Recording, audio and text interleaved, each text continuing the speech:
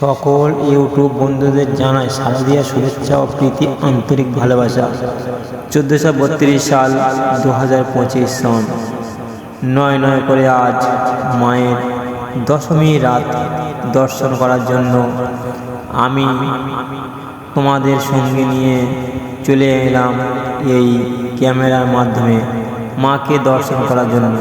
মায়ের এই দর্শন যে এখানে থিমের যে প্যান্ডেল ব্যবস্থা হয়েছে, লেজার লাইটিংয়ের, ডিজে সাউন্ডের জন্য মায়ের যে রণমূর্তি বিজয় দশমীর মায়ের যে একুলতা মনোবৃত্ত মনোভাব, তবু মায়ের দর্শকদের ভক্তবৃন্দদের মনে যে এতটা খুশি দিয়েছে সেটা অবাকনীয় সদস্য দৃশ্য।